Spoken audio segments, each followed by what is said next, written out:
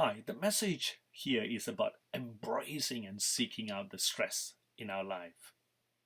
This concept goes against what we hear from the media and the experts that stress is bad.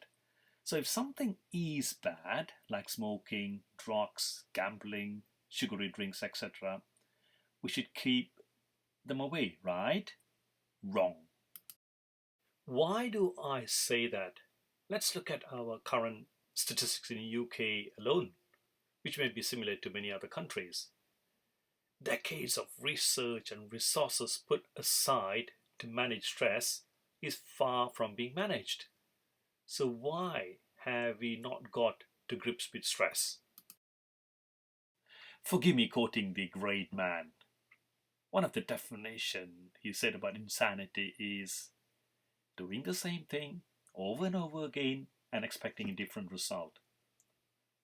So I hope you agree our current approach, which we have tried for so long, is not working. We have to start looking at stress differently. Let's start at the very beginning. What is stress? The definition is adverse reaction people have to excessive pressure or demand placed on them. Adverse reaction means how we behave, which is based on our emotions. Think how we behave when our feelings are affected, whether it's a lover or whether there is an argument. Emotions and behavior are interlinked. How do most people feel emotionally? Everyone wavers from being upbeat and then feeling lousy. That's normal. But the point is not to stay too long in the red zone. Being resilient means being the red zone after a difficult situation, but then quickly bouncing back into the green zone. Staying unhealthily in the red zone is well explained in a Zen story where there were two monks. They came to a river with a strong current where a woman was waiting, unable to cross alone. She asked the monks for help.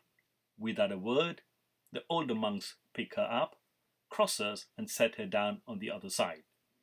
The younger monks were horrified to see a sacred vow of not touching women was broken, but didn't say anything. Days later, the now quite agitated younger monk asked the senior, "Why did he carry that lady when we took a vow not to touch women?" The older monk replied, "I set her down days ago by the river. Why are you still carrying her?" I'm sure we can all relate to this story. Say, after an argument, after a firm word by our boss or colleagues, feeling miserable and socially isolated for too long are red flags that one's mental health needs attention.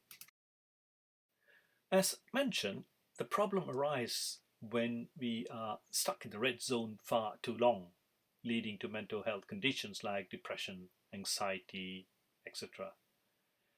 Paradoxically, people who are most at risk of stress are not those indicated in the top arrow. Those diagnosed may get assistance and medications. Those who do not have a prescribed mental health condition, as indicated by the bottom arrow, are much more vulnerable. Sadly, 75% of people who commit suicide do not have a mental illness.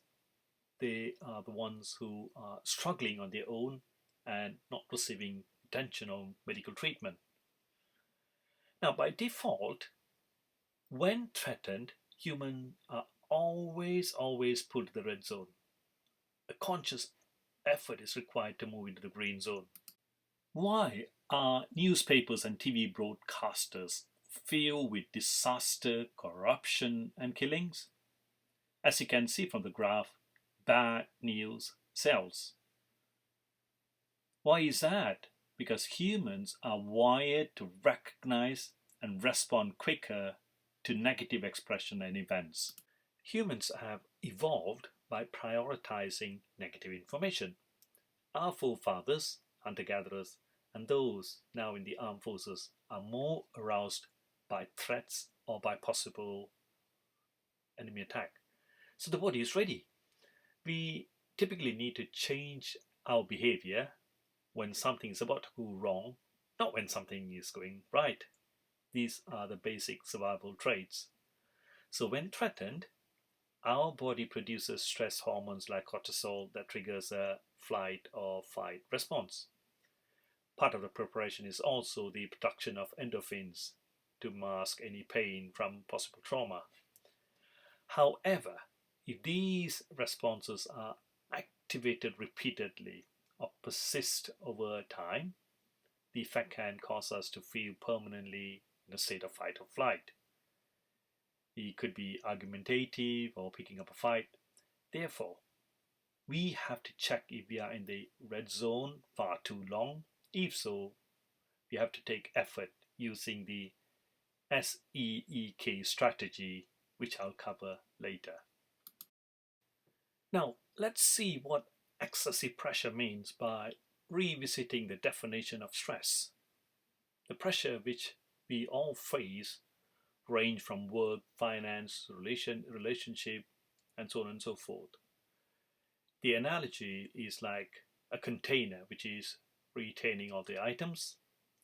However, if the items are not organized, they will start overflowing. One need to take conscious step to turn on the green tap instead of the red tap. We may not always have control of the pressure thrown at us, so the trick is to keep the green tap running. The green tap are effective coping strategy.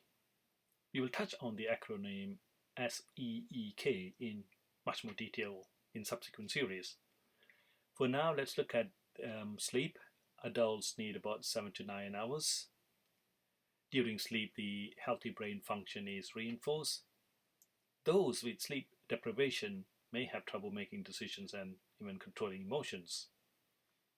Exercise, on the other hand, reduces the level of body stress hormones, which we have already covered.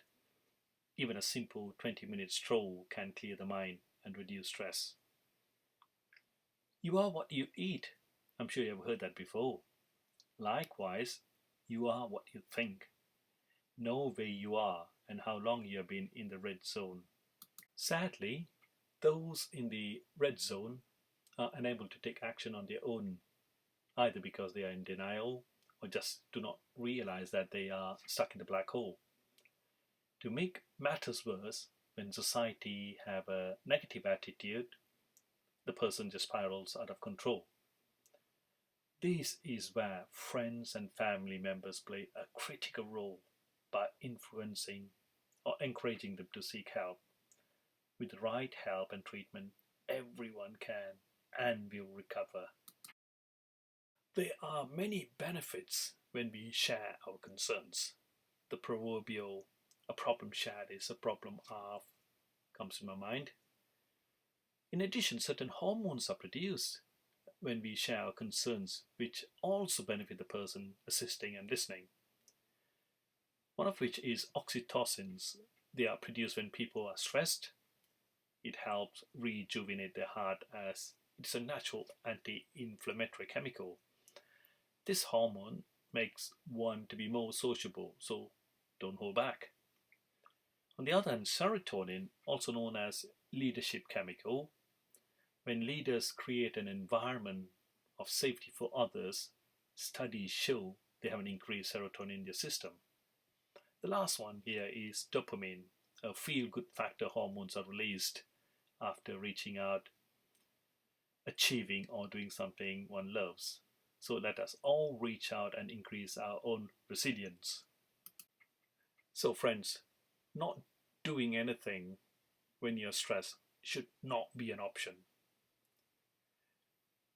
Learned helplessness is a phenomenon observed in both humans and animals. When they have been exposed to prolonged pain and suffering or discomfort without help, eventually they will stop trying to avoid the pain at all, even if there is an opportunity to truly escape. In conclusion, seek out for stress both faced by yourself and others. Thank you and stay connected.